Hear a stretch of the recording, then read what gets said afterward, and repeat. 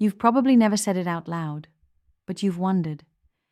Maybe it was after one of those nights where the release didn't feel like it used to. Or maybe it was a dull ache, a heaviness, or just a sense that something was off. Nothing dramatic, nothing urgent, but enough to make you stop and think. And when that moment came, you didn't ask anyone, not your partner, not your doctor. You just opened your phone, waited until the room was quiet, and typed the question into Google. Is daily masturbation bad for your prostate? If that sounds familiar, you're not the only one, not by a long shot. Most men never talk about this stuff, not even with the people closest to them. It feels awkward, a little shameful maybe, like it's too personal to bring up, even when something doesn't feel right. But here's the thing. Wondering about it doesn't make you weak. It doesn't make you broken. It makes you aware. And awareness is where everything starts. Because behind that quiet question is a real concern about your body, your energy, your future. You want to know what's normal, what's healthy, what's too much, and most of all, whether you're doing something that could hurt you without even realizing it. That's not paranoia. That's taking responsibility. So let's talk about it, honestly, without shame, and without pretending it's not a thing, because it is a thing, and it's time you got a clear answer. Here's the thing most guys were never taught. Your prostate isn't just some random body part. It's not just that gland they check during awkward exams. It's the control center for a critical part of your body's engine, and when it's not working right, you don't feel right. During ejaculation, your prostate kicks into high gear. It produces the fluid that makes up a big part of your semen, fluid that nourishes sperm and helps it move. That's its job. And when it's doing that job in a healthy rhythm, things usually feel fine. But here's where it gets real. If you're ejaculating every single day, especially if it's more out of habit, boredom, or stress than actual desire, you're pushing that gland into overdrive, and it doesn't bounce back like it did when you were 20. Your prostate is surrounded by nerves, blood vessels, and soft tissue. It's sensitive, and just like any part of the body that gets used nonstop, it can get inflamed. Not in a dramatic, obvious way, but in a slow, nagging, background kind of way. Maybe you felt that. A dull pressure, a weird ache, or just a sense that things feel off. Daily stimulation also throws off your internal balance. Hormones like testosterone, dopamine, even prolactin, that constant artificial reward loop, can leave you drained instead of satisfied. Less drive, less clarity, less presence. This isn't about fear, it's about awareness. When you understand what your body's actually doing and how your prostate responds, you're no longer guessing. You're not just reacting, you're paying attention. And that changes everything. Because once you know what's going on, you can start doing something about it. Here's the thing most people won't say out loud because it sounds too small to matter or too awkward to admit. It's not always the act itself that messes with you. It's the slow, creeping wear it puts on your system, especially when it becomes a daily routine. You might not feel pain, nothing's wrong in the medical sense, but something's off. Maybe you've noticed it. Your energy's just not there. You're dragging by mid-afternoon, the kind of tired that doesn't go away with more sleep or coffee. It's not physical exhaustion. It's more like your drive has dimmed a few notches. You start skipping the gym, forgetting small things, feeling less motivated to chase after anything that matters. You can't quite explain it, but deep down, you feel a little dulled out. Less sharp, less clear, less you.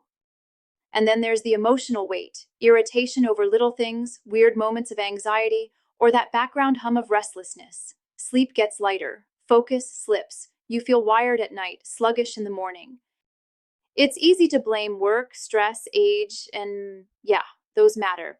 But what if the constant drain isn't coming from the outside? What if your own nervous system is stuck in a cycle of release, depletion, repeat? See, ejaculation, especially frequent ejaculation, pulls from your body's reserves. It triggers hormone shifts, tweaks your dopamine, lowers testosterone, and can desensitize the reward centers in your brain. Over time, it doesn't just affect your body. It chips away at your clarity, your confidence, your edge. And you never connect it to the habit because no one talks about this part.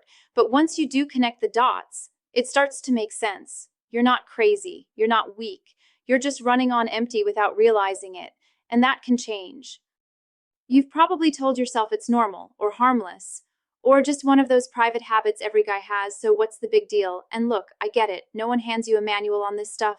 You grow up, you figure things out on your own, and then one day you're 50, 60 years old and something feels off. But instead of talking about it, most men go quiet. They either pretend nothing's wrong or go the other way in panic. Some keep pushing through, convincing themselves that daily release is healthy maintenance, like changing the oil in a car. Others suddenly quit cold turkey, thinking that total abstinence will somehow fix everything overnight. Both of those mindsets, they miss the real issue. This isn't just about frequency, it's about why you're doing it. It's about your energy, your hormones, your nervous system. If you're using it to numb out stress, avoid hard emotions, or just pass time because you feel disconnected, that builds a feedback loop in your brain and your body. It's not evil. It's not something to be ashamed of. But it's not neutral either. The mistake most guys make is thinking this is just a physical act. It's not. It's a signal that your body might be asking for a different kind of attention. And if you're honest with yourself, you already feel it. Now you just need to start listening. Look, this isn't about blaming you, and it's definitely not about telling you to quit something cold turkey. This is about learning to listen to your body, maybe for the first time in a long time. If you're here, chances are something feels off. Maybe your energy's dipped. Maybe your drive feels dulled. Or maybe there's a strange tension down there you can't quite explain. That's your body waving a small flag. Not an alarm, but a signal. Here's what the science and the real-world experience both say. Daily ejaculation, for some men, can slowly wear down the prostate's natural rhythm. It's not instant damage. It's more like background noise that starts to mess with the whole system. Hormone balance, pelvic tension, mental clarity. So what do? You start with balance. You pull back, not from guilt, but from curiosity. What happens when you go a day or two without release? What changes in your sleep, your mood, your morning erections? This isn't about abstinence, it's about awareness. Now, for your prostate itself, there are things that help. Pumpkin seed oil, zinc, saw palmetto, omega-3s, not magic pills, but solid support. Things that lower inflammation and help the gland breathe again. And then there's arousal. Most of us have trained our brains into autopilot. Screen, scroll, release, repeat. Retraining that pattern doesn't happen overnight. But when you slow it down, when you reconnect with actual sensation, not just stimulus, the body responds. The prostate calms down. The mind clears up. None of this needs to be dramatic. No shame, no panic, just you, tuning back into something you were always meant to understand. That's what actually works. So let's say you make the shift. You ease off the daily habit. You start paying closer attention to your body. You want to know what happens next. Here's the honest answer. It's not instant, but it is real. The first thing most men notice? A little more energy. Not bouncing off the walls energy, just that extra 10% that makes mornings feel less like a fight. You might wake up without hitting snooze 4 times. You might find yourself more focused at work, or a bit more patient with your partner. It's subtle, but it's there. Then there's sleep. When your nervous system isn't constantly over-triggered, you tend to sleep deeper. You might start waking up more rested.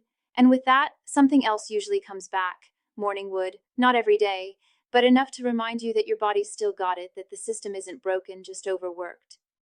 Some guys say their thinking clears up. Less fog, less scrolling, less agitation. It's like a quiet hum that was always buzzing in the background suddenly goes quiet. But here's the thing, it doesn't happen all at once. Give it a few weeks, not days, weeks. Your body needs time to reset. Your brain needs time to rewire. And you're not chasing perfection. You're learning to tune in, not tune out. So be patient with yourself. Track the little wins. They add up. And before long, you'll realize you're starting to feel more like you. You might not have realized how much this was affecting you until you start to feel different.